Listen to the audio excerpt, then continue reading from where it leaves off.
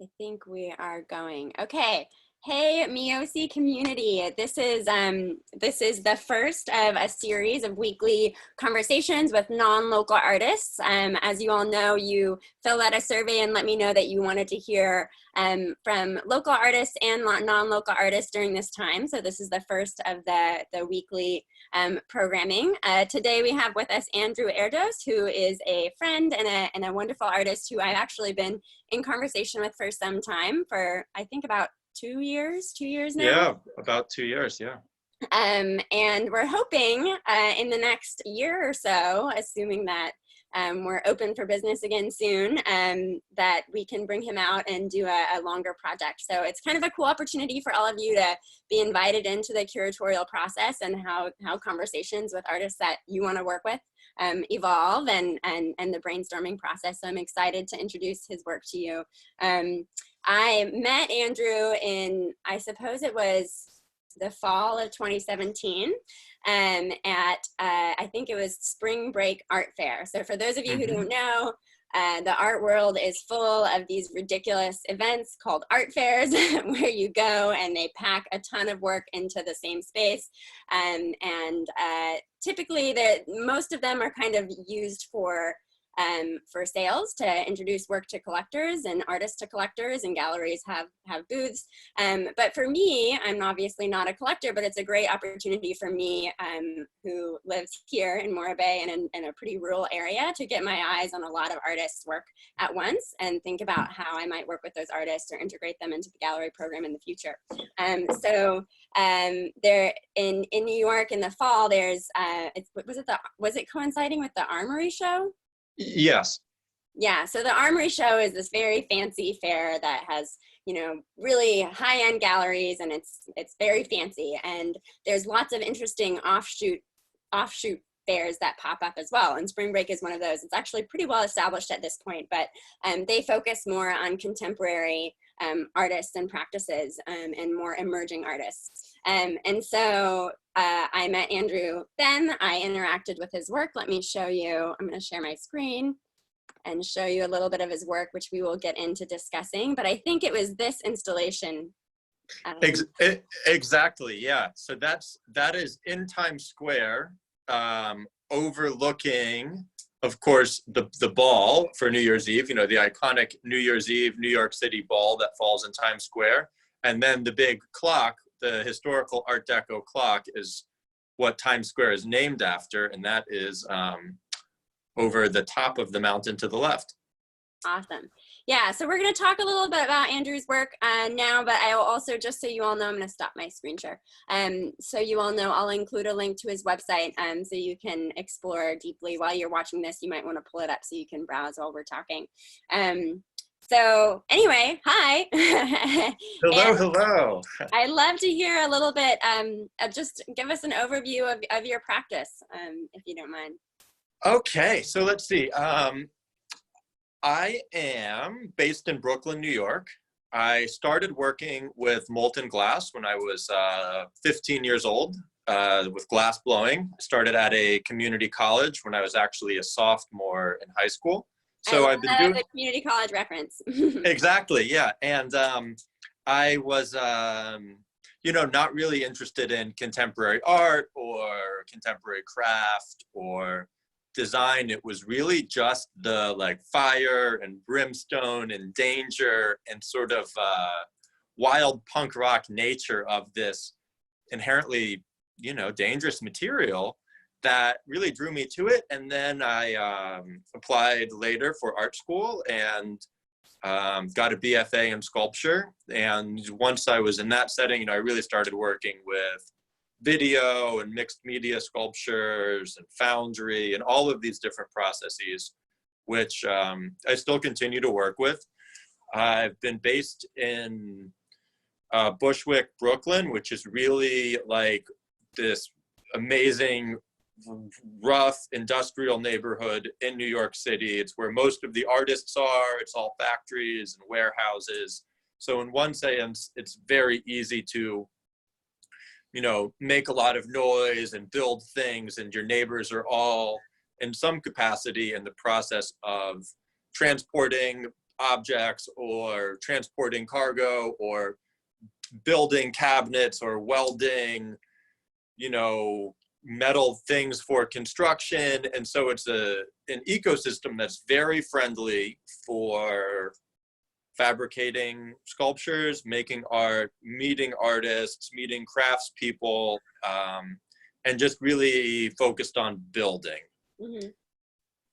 And, once, of course, we're obviously in this extremely unprecedented time where all the cities in the country are shut down and everyone's sort of wondering how do they continue making art from their current space, whether it's, they lost facilities at a school or they, can't go to their studio or their, museum solo show at the Guggenheim has been postponed, or, you're just one of the numerous artists who had a lot of shows or residencies sort of lined up for the next few months. And now, no one knows. So we're all in the same boat. We're all figuring it out together, regardless of where we are, what stage of our studio practice we're in. Yeah. Cuesta obviously doesn't have a glass blowing department or aspect of its program. We do have a foundry that's very popular and involved. But I'd love to hear, just for students who aren't really familiar with glass as a medium, if you wouldn't mind sharing your interest, obsession with glass and why glass. Well, I think, it's all about time and light, and glass is just this amazing vehicle for capturing light, transmitting light. And glass is so interesting because you have this very brief window of time. So, the glass is about 2000 degrees Fahrenheit the whole time you're working with it. And if your object gets too warm, it loses its shape, it melts on itself, it collapses on itself. And if the glass gets too cold being 1000 degrees Fahrenheit, it will crack and break. So, you're really always dealing with time, and you see this dramatic change of time within the material. And then, of course, the glass can always be remelted. It can always be reincarnated, much like the way with foundry, you can pour a bronze object. If you don't like the sculpture, so now that you see it, you can always remelt it. If the sculpture didn't pour properly, you can always remelt it. And I think it's just that, the beauty of an object that can exist in several reincarnations, and just the molten fire, the molten metal, that just sort of primal experience of seeing the glowing material, feeling the heat, and seeing something dramatically change and become, finished or solid in such a brief amount of time. Yeah, I'm not super familiar with sort of glass blowing as an industry, but I do know that your work is not fitting into sort of traditional methods of glass blowing. You are like altering the process. Exactly, and it is very much more connected to sculpture, monumental sculpture. A lot of the sculptures I'm working on, are the finished result is coated in molten glass, but it's a lot of welding, welding steel armatures, taking galvanized steel mesh, chicken wire, spending a lot of time sculpting with these very basic, very accessible materials, and coating the sculptures at the end with glass. But the vast majority of the work is not done in a fancy studio or with specialized equipment. It's really just like going to Home Depot, buying chicken wire, having needle nose pliers, and just the time and focus to kind of build these modular, very time consuming, very repetitive armatures that have this, culminating fantastic moment at the end with the molten glass. But most of it really, it can be done outside, it can be done inside. It's just like readily accessible materials that are not expensive or difficult to work with, or really require any specialized training to work with. Yeah, I have a sense that the, people who have access to, super fancy glass blowing studios, they're so obsessed with the lack of drip and making these like perfect objects that are so beautiful. And I think it's awesome that you're not precious about it, but precious in another way. Exactly. And I mean, of course, there's all of this great, like Venetian glass work and the goblet and all of these, gems of Western history from 100 years ago, or, gems of, like Islamic glass, which is, before Venetian glass, before the Italian Renaissance. People have been making fragile, beautiful, delicate objects for hundreds of years. And although I really respect it, it's not something that I think I'm going to be able to do better than some, Venetian maestro in the 1700s or 1500s. So, it's try something new. It's not being afraid of things breaking. It's not being afraid of committing fully to a sculpture that doesn't work out. And it's really just being open to what happens. I mean, you can't spend all your time wondering if it's going to work out or not work out. You just need to do it. And if it works out, that's great. And if it doesn't, well, it wasn't going to work out if you just sat there thinking about it and like typing on your phone. So there we go. Yeah. Yeah, I also want to talk a little bit about the your connection to landscape. So I'm going to share my screen again. So what I was really struck by this work is these videos. Can you talk a little bit about these videos, and also Yes, you're making mountains? I am making mountains, and it is very much based on time and space and the beauty and epic experience of being in the West. Mm-hmm. And of course, everyone in California, I mean, you're just so lucky because it's just, I mean, beautiful and epic, and the mountains and the immensity of the sky. And, I've been living in New York and working in a very, very brutal industrial part of the city for a long time now. More time in Brooklyn. I've spent more time in Brooklyn than any other place on the earth. So this is, the majority of my life has now been surrounded by brutal, grinding industry.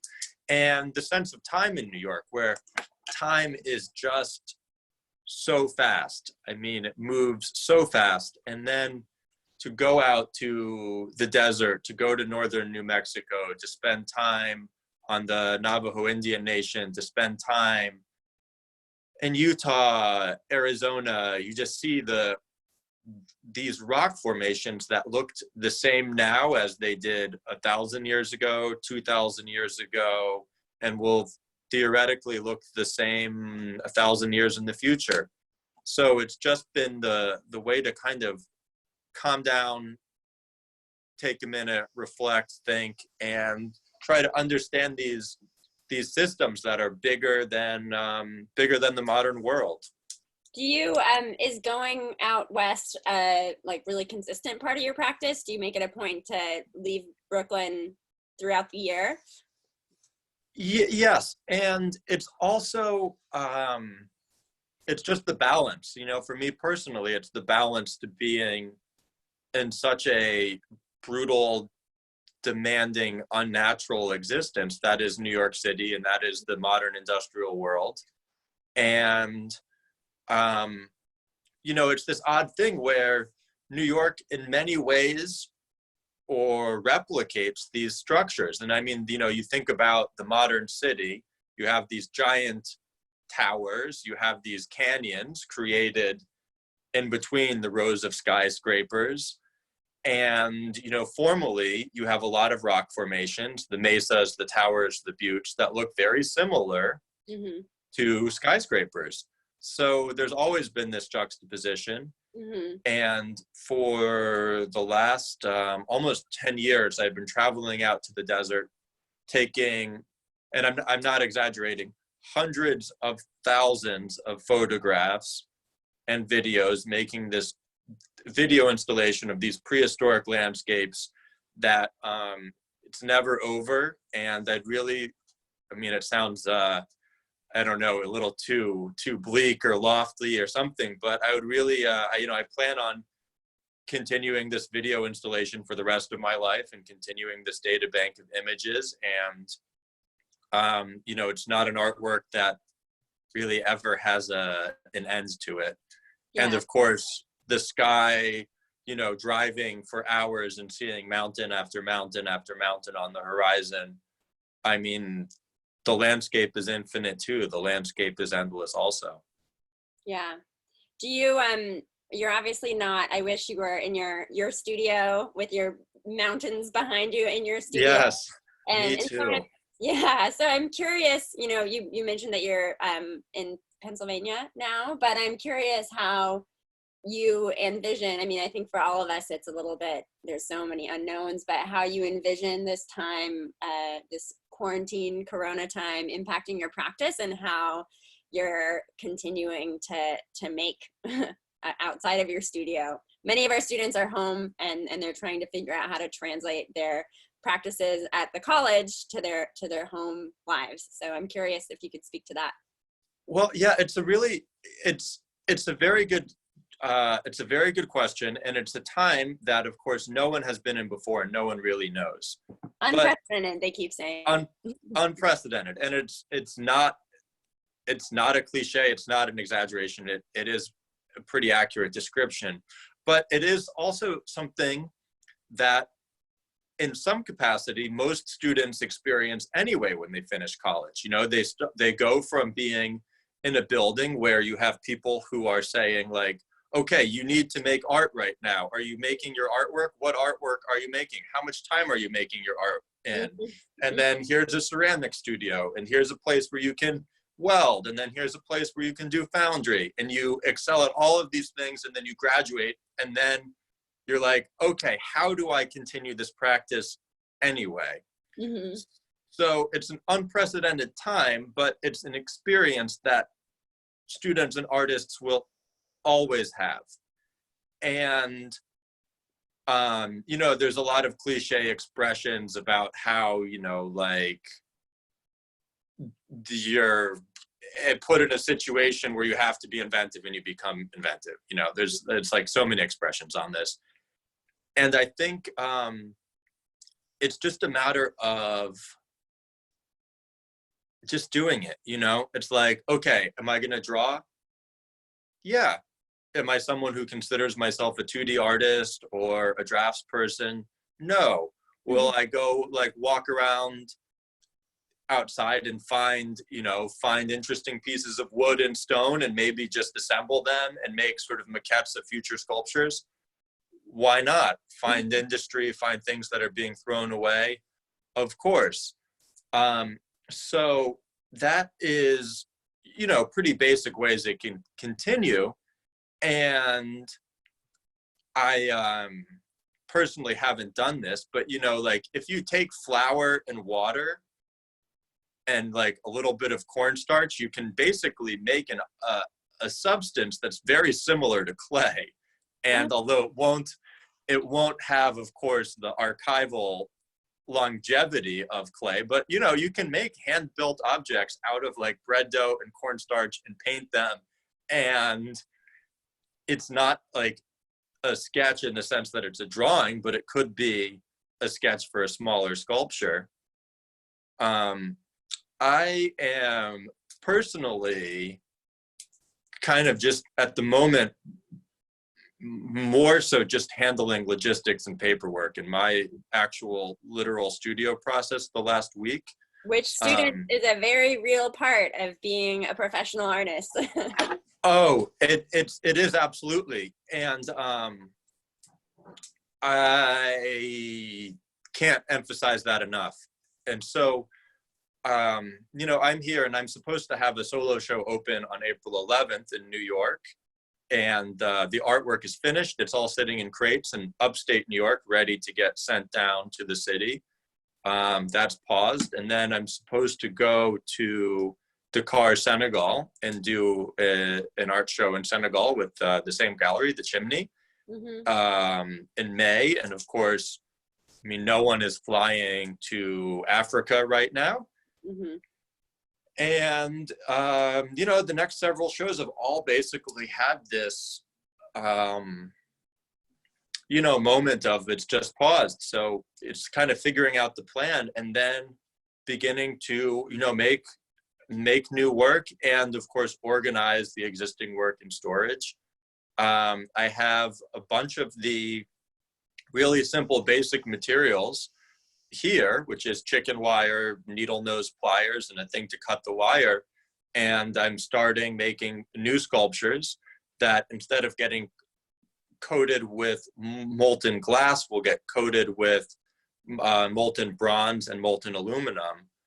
So those are sculptures I wasn't anticipating working on until later in the summer. But, you know, everything changes and it's about being able to adapt. And I think one of the really most underrated things about getting an art school education is your ability to adapt. I mean, that is so much what being an artist is the ability to take information, take a situation, and respond to it in a new and creative way. So yeah, it's interesting. I mean, we all have heard so many times, you know, we need art more than ever. And, you know, I really believe that. You know, I feel like artists in many ways are really poised to think creatively about a new reality and a new economy and all of that. And so I think it's an exciting time. I just read an article this morning that was talking about the systems of capitalism in the art world as it stands and the way that artists are like moved from emerging to successful, and how in many ways this time will really equalize that and change the way the art world happens and help artists and the art world get back to like why we make work in the first place. yeah, exactly. And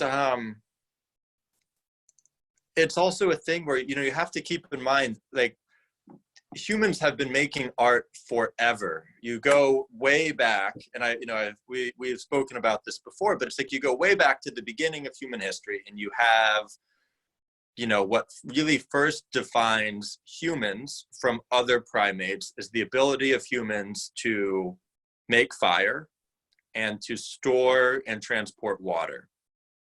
Make and control fire, store and transport water. That's how, you know, early humans differ from other primates. And okay, so you can make fire, and then how do you store and transport water? What do you make? You're making, you know, a vessel. You're either carving out a gourd, or you are making a very simple ceramic object. And then from this very basic experience, you know, music, dance, religion, art, they are all happening at the same time within the very beginnings of humans. So, you know, this internal desire to create and to build will always be with humans, whether or not there are 28-year-old artists selling $1 million paintings or not. So it's like, just do it. Just have fun. Find whatever it is you enjoy doing, make it. If it doesn't look cool, that's fine. If other people don't like it, well, that doesn't matter. And if the thing you're making isn't the final product, that's fine. If you're just making something because there's an interesting shape or an idea that you'd like to explore in the future, and this is the temporary vehicle to do it, go for it. And I mean, I'm not joking. Like, is there Play-Doh around? Like, take out the Play-Doh. It's really not that different than ceramic hand building. And the colors are usually pretty cool. For sure. I want to talk quickly. We only have a little bit of time left, but I want to talk a little bit about what this project you're working on right now, and also about, I mean, Andrew and I have had many conversations about what a project would look like in this community. And so for those of you who are listening, I want you to also be thinking and share your ideas with me. We've talked about, you know, working on a larger public sculpture that would be collaborative with Cuesta students. We've talked about, one of the unique logistical challenges of being in such a remote area like San Luis Obispo, and a lot of the art world being in big cities, is that, and also working with artists like Andrew who make big objects, is that there's hefty shipping costs that come into that. So thinking about, we've talked about you driving a bunch of your sculptures out to San Luis Obispo and documenting that, and that journey being a part of a longer term project. So I guess that's many questions in one, but what are you working on right now, and what are you thinking about for any future collaborations that we might have? Okay, cool. So that's a extremely relevant question. So, okay, there's a few things, and I love California.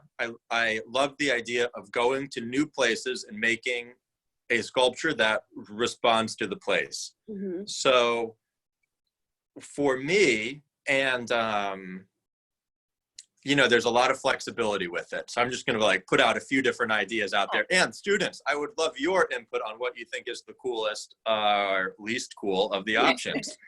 So for me to just travel out there, bring no artwork, we weld together some sort of mountain armature with steel and maybe some found metal from the area, wrap the whole thing in chicken wire, and then cover the sculpture in molten metal. The sculptures I've been working with recently, it's the same process where there's a welded steel armature wrapped in the mesh, and we just pour molten glass all over the sculpture. Maybe we coat these sculptures in molten aluminum with a molten bronze cap poured onto the sculpture. Another opportunity could be to go to the beach, bring back a bunch of sands from the beach, and cover all of these sculptures in resin and then sand, collecting a bunch of stones and building some sort of new object with that. And also, ceramics. I mean, ceramics is just such a great medium because, you can't really have the foundry process without ceramics. I mean, how many times have you made a ceramic shell mold and then poured molten metal into it? And of course, you can't actually make ceramics without metal. I mean, the ceramic glazes are all just basically metal.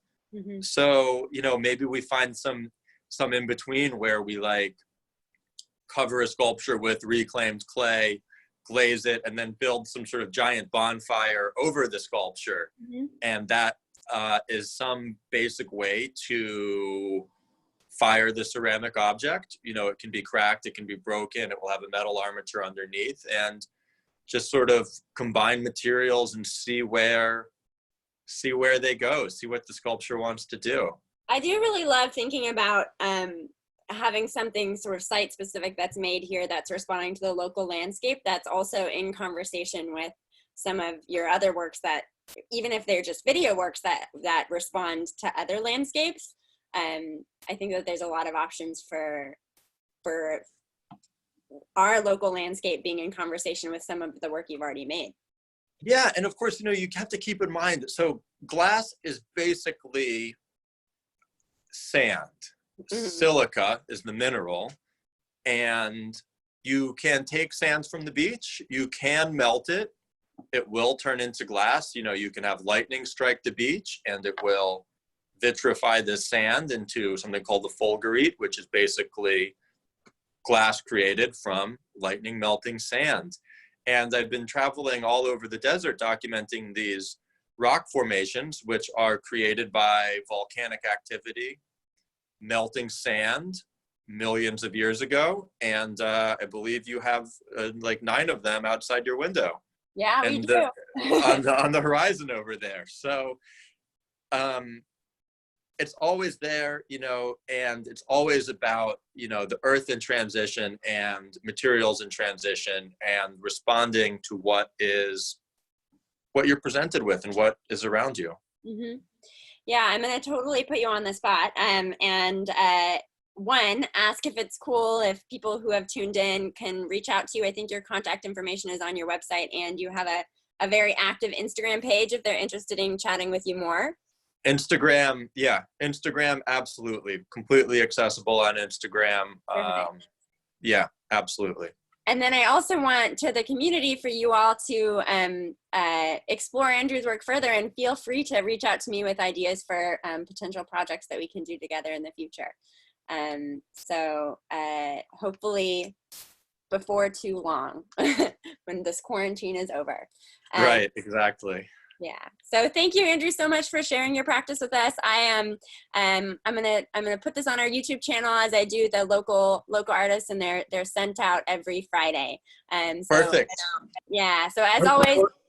But before we go, I want to show you one more thing with some epic sand. So yeah. Maybe you can see it. So we have. Can you see these glass vessels? Yeah. So this is black volcanic sand from Bali that is from a black sand beach in Bali and has just been melted into the exterior of these vessels. Cool. And then these little ones this is sand from Utah, which has been melted into the surface of the glass also. Did you make these? Yeah, they're brand new. I just made them like 2 weeks ago. They have not been seen yet. Oh, cool. Yeah. Well, I'm gonna ask you to send me some photos of them so I can include them in this conversation. Absolutely. All right. Thanks, Andrew. All right, cool. Thanks a lot. See you later.